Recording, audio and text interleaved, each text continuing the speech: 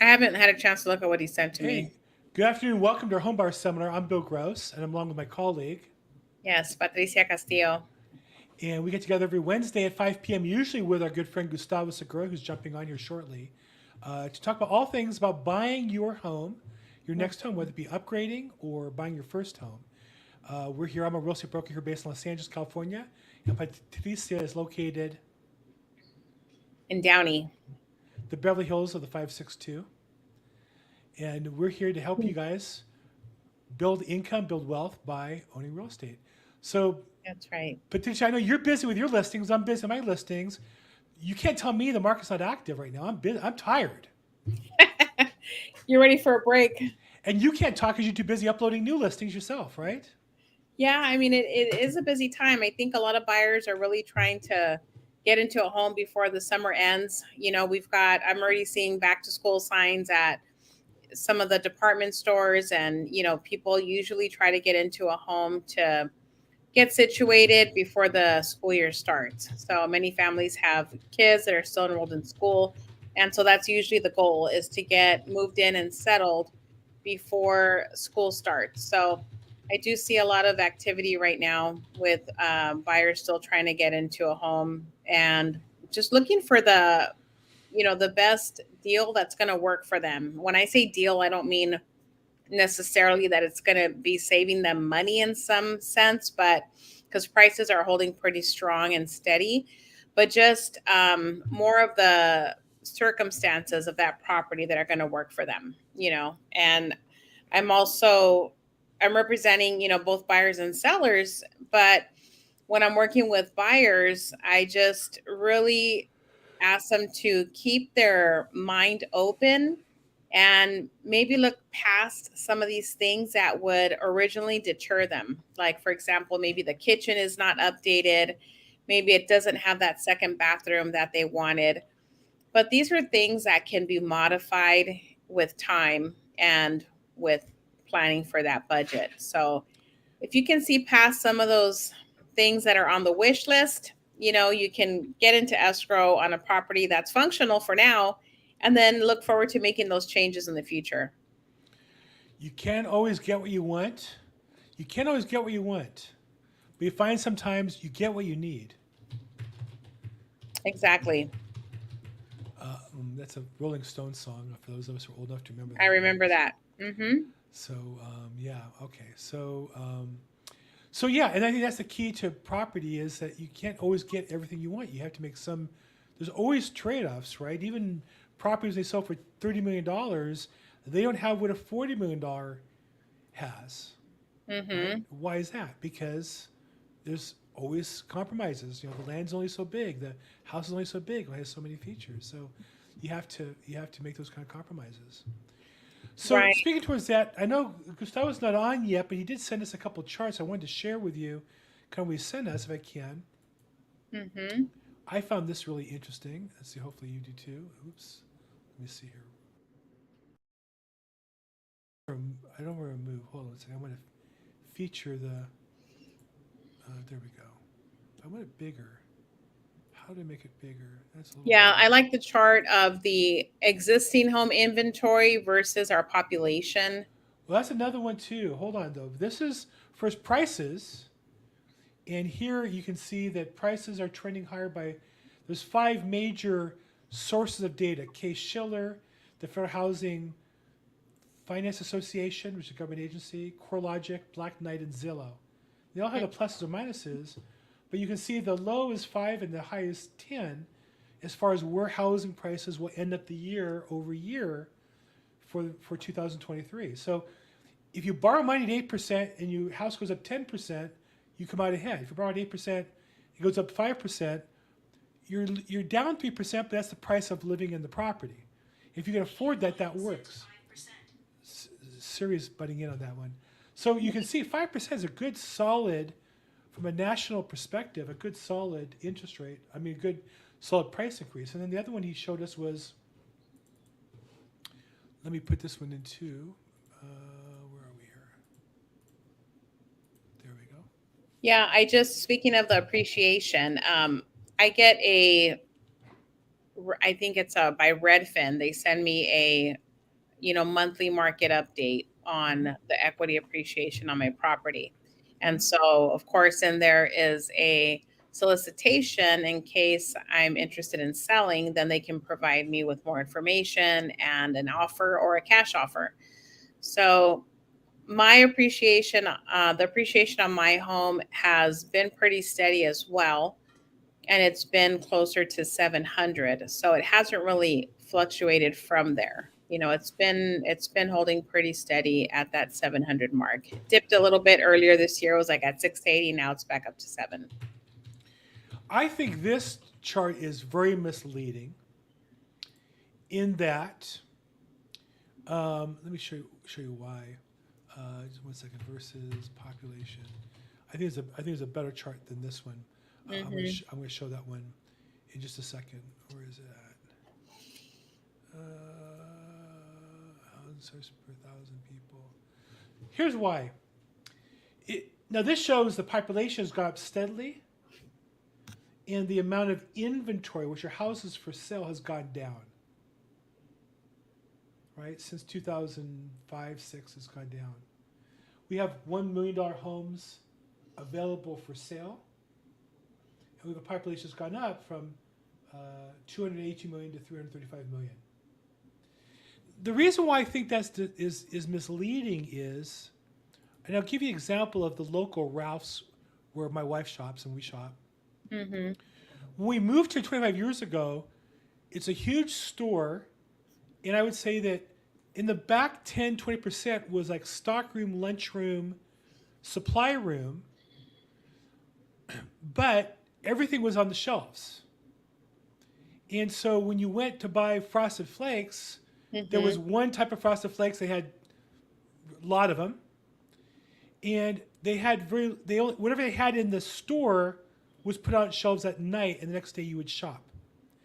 What's changed in American retail with computers and just-in-time inventory and barcodes and tracking is when Ralph sells a particular type of Fruit Loops or shredded wheat, Barbie shredded wheat, they put an order in that night for replacement. It comes in that next day. I'm sorry, I said it backwards. It used to be half the store was storage, half the store was retail. Now the whole store almost is retail with a little bit for a lunchroom, because all the product is on the shelves. There's no inventory. They only have 5 boxes of one type of cereal instead of 100. And when they place that one box, when you buy it, there's an order going out that night. The next night, a box shows up and they put it back on the shelf the next day. The retailers turn inventory over faster than they used to. And that's the value of technology. My daughter works for TJ Maxx as a buyer. When I Mm-hmm. was in college, we talked about turning over retail clothing in terms of 6 or 8 months. Now, in her parlance, they talk about 4 to 6 weeks. Less inventory because it costs money to have unsold inventory. Think of a home seller now, to use the same example. It used to be, most realtors will say normal inventory is 6 months, right? 5, 6 Less, months. Mm-hmm. right? And they'll say, well, that's a normal market. Well, think about it. Can you imagine having your house on the market? Can you imagine, Patricia, if you're selling your house, I was your realtor, and I listed your house for 6 months, every single Sunday for 6 months, maybe I'm holding an open house, or I'm showing the property, or I'm calling you to say if you're getting it ready or not. Imagine you have a couple kids, what that would be like for 6 months. Way. I'd have to keep the home clean, also maintain my utilities, mortgage, property taxes every month. So the holding costs start to add up as opposed to selling in a month. Right. That's why that's why people have less inventory is in retail business, because they have technology to only put an inventory what they need. They put an order in to buy televisions from China, and they know Mm-hmm. exactly it takes 6 months to build it, ship it, unload it in Long Beach, get it to the warehouse, and put it in our store. And they're ordering 7 months ahead of time. They only want 1 month's inventory. Same with Right. housing. We now have back when we had more inventory. I was a real estate agent. We used to have books. The MLS was a book. You got once every you got it every other week, and then every other week you got the small book with the changes. is you're going to have two books, the current book and the old book, and you go back and look at the changes. Is it still available? Oh, man, it's sold. Oh, it's in escrow. But it would take you weeks to find a property because you can only find it by looking the book, and you have to drive by the property. Now, people have apps. They find out about a house in the market before I do, right? Right. So that's driven down the inefficiency of the market when it comes to inventory. So that's why I think this chart is exaggerated. However, what's also true is the overall stock of housing has not kept up with the population in California. In other states, you go to Texas, there's all kinds of new building. Realtors in other states regularly attend new building sites, relationships. Right. You may have done it occasionally, but as a general rule, realtors in the resale market in LA don't do it because we don't have many new houses for sale.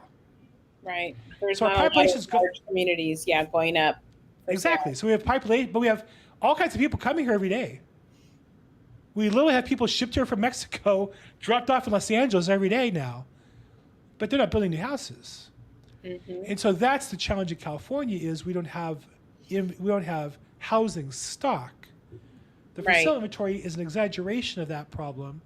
It's interesting to note, but I don't think, to me, when they tell me, oh, the market's only 5 weeks of inventory, as a realtor, say, wow, if a house on the market for more than 2 weeks, there's a reason why, right? The property you run off on one of my listings, I had the market for 4 weeks before we had the keys. Mm-hmm. But I put in the market we had a bunch of offers before we had the keys. My job was to market the property for my seller, just like a movie will advertise, I don't know. It was the trailer. The trailer to the listing. Yeah. Exactly, right? There's a movie coming out. Which one is coming up next is not Barbie, but there's another woman's movie coming up. And it's already being marketed now. Why? Because that's how it generates interest. So some inventory makes sense. This is a bit of an exaggeration. It's not quite that bad, but it's true. We don't have. But I think inventory is the wrong thing. I think as a policy, we need to build more houses here in Southern California. We're just not, and they don't want to, and so it's not going to happen. Gustavo, welcome to the party. Mm-hmm. Yeah. I don't know if you guys were talking about that inventory chart, but I mean that is real inventory versus the population growth. So I don't know if I caught the last part of that, but well, I would say not.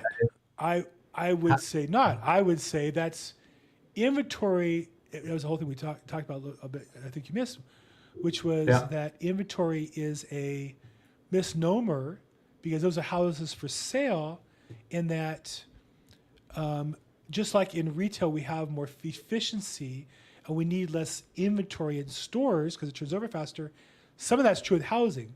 It's true though, there's not enough housing stock, but I think this chart exaggerates the difference. I'll show you another chart that I think is maybe a little more accurate on this issue, which shows, where's that one at? Housing.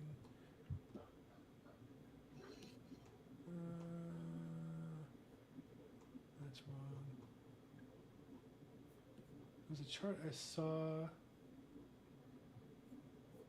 Price. There we go. Okay, let me put this up.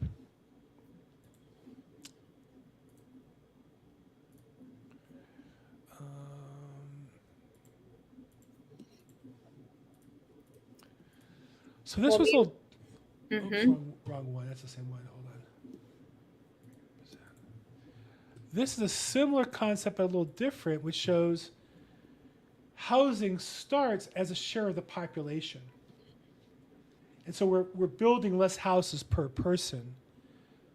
That's new inventory. Stock has not kept pace with population growth. As opposed to the inventory. I'm sorry. So when can you zoom in on it? With the chart, I'm sorry. Can you make it larger so we can see it a little bit better? There you go. Housing starts as a share of the population. So you should have zero. You should have at least one, which would be you have as many houses as you do population growth. Now, family size has gone down in America for a variety of reasons. So as a percentage of population, you expect housing to go down a bit, but you can see that our housing stock, now we're building about 0.5 to 0.6 houses per new person. So we're not building enough new houses to keep up with the growth of population. And that's a long-term trend that changed. We used to have more houses, and now we have more people. That's a accurate. The chart you have, I've seen this, and I mean I appreciate it, and I don't mean to put it down, but I think you're challenge measuring different here- things though with the percentages Correct. there. correct. Yeah. This So is definitely I think different. so. Yeah. So the chart that I have there is existing home inventory. It doesn't talk about new homes or any kind of new growth in there. It talks about existing homes in the sale right now as compared to the population of what's happening over the last 10, 15 years. This And is as you can houses see, for sale. right. So inventory has been continuing to go down, just like right now, it's about what, 30% year over year less listings. So it's less inventory, but yet there's still a lot of new households being formed, which need new homes, right? Which No need question. a home.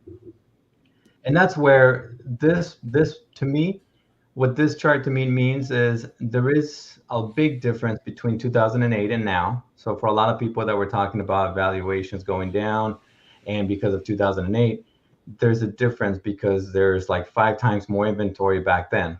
So without that, it's a supply and demand issue. It just comes down to more of a supply and demand, and that's pretty much it. To me, that's what this chart shows is the amount of households that we have in the U.S. population versus the inventory that we have existing right now. Compared to 2008, there's not going to be the same kind of crash, and it Can't wasn't. There can't be a Right. crash unless there's can't. more houses. Yeah. Yeah, And that's why and I it's going agree to take 100%. and by more houses, it's not going to be like, oh, we got like 1,000 new homes a month. No, we're talking about millions. You know, because you can see the difference between back then versus now. We're talking, what was it, 4 million versus 1 million right now. Right. So that's where I want people to understand that there is nothing that's going to go down and it's going to fall apart and it's going to break. The other Correct. chart that I showed you guys is to show appreciation. So yes, after June of 2022, the home values, the appreciation, it slowed down. But then in January, we saw it ticked up again. So now we're having 4 or 5 months of actual positive appreciation. And you can pick any of the reports, right? Everybody can pick their metric of measurement. If you like FHFA, you can use that one, Black Knight, Zillow, whichever. But you can see they're all in a positive trend. So if all 5 of them are going in a positive trend, here's where we can say, hey, anywhere between worst case scenario 5% to 10%, this year we're going to have home appreciation values. So to all the new home shoppers out there, your property should continue to go up. The previous history average was around 5% plus or so, and that's for over 40 years, and we're staying true to that. Right. Mm-hmm. Yeah. So it continues to be a great investment for everybody that heard all the bad news about last year, and it's gonna go down. We've turned that already. And as you buy one, if you're one of the lucky ones to get a home now because there's multiple offers, you should continue to see that 5 to 10% appreciation. And of course, some areas are even more, right? LA, Orange County, Fresno, San Diego, they're all going to have a different appreciation value there. But since we're not building a lot of new houses in any of those areas, and there's not a lot of new houses coming to the market because people have low rates, they can afford the payments, there can't be a housing crash. Now, Yep. look, if China invades Taiwan, who knows what happens? If a nuclear weapon comes out of Russia, who knows what happens? News can change things. But as we sit right now, we can't have a market crash. Yeah, not with the low inventory that we have there's right enough now. people to buy. Yeah. Cool. Well, Yeah. and if there's there's another.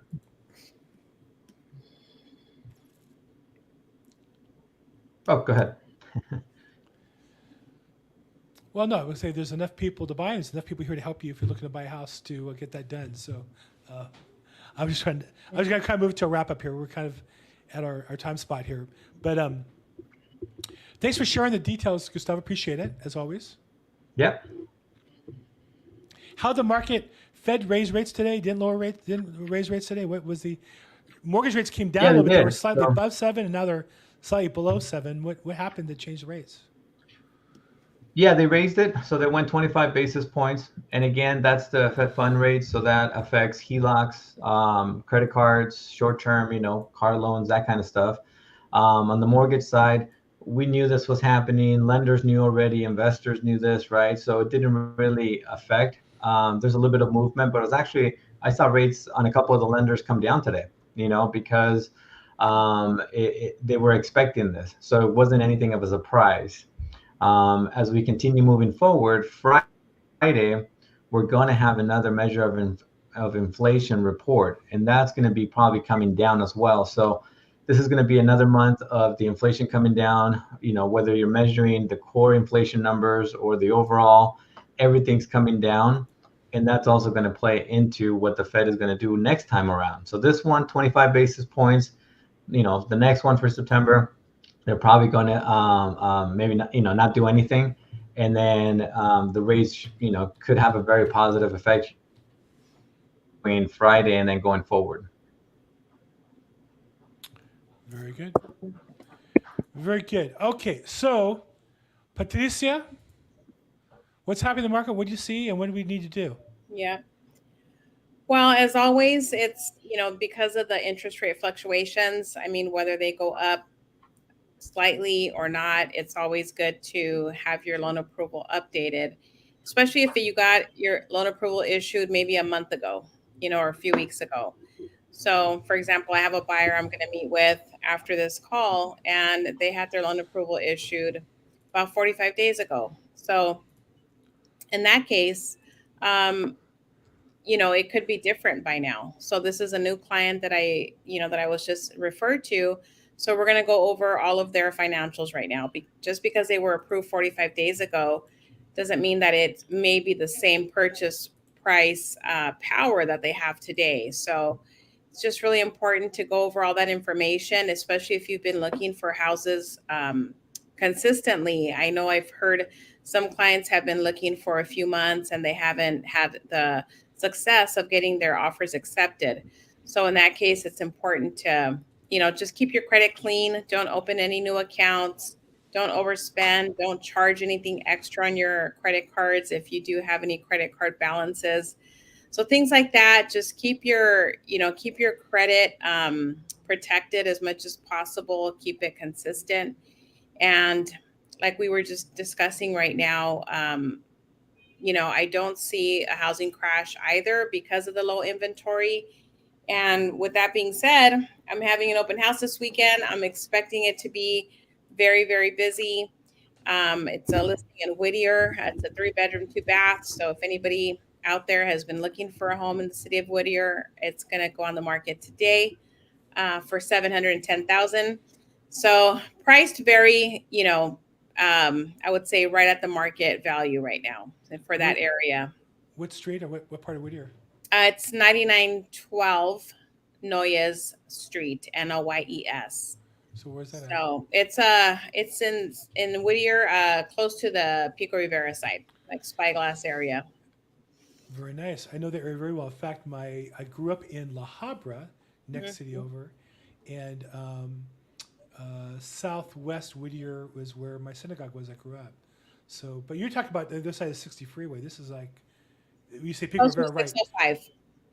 Across the 605, correct? Past Yes. Rose Hills. Yes. Marginally, barely even Whittier. That's like the far west Whittier. Yes. It's still in Whittier. I didn't know there was Whittier over there. Look at that. I thought it was Pico Rivera. Yeah. Yeah, Okay. that's right. Yeah, So Rose Hills, Mercury is really nice. That's not too far from there. Beautiful hills that's and stuff. yes, that's close by. You can see the hillside of the mountain. Sycamore Park. Nice Hmm. area. Yeah, I think that's Pico Rivera. Look There's at a lot that. of parks in that area, so it's Whittier very Narrows. yeah, it's a very nice Huge park. location, especially if you like being outdoors, walking around, taking your strolls in the neighborhood. It's a great place, great neighbors, tree line street, really nice location, fantastic clean curb appeal. So it's very well kept property. Very nice. Okay. So for more information, reach out to Patricia for the open house or other real estate needs. Her number's right there. I'm Bill Gross at Bill Gross Probate and social media. Gustavo Segura, his phone number there in his description as well. Thank you guys for being on the call today. Let's do it again next week, okay? Thank you. Bye bye. Thanks. Bye bye.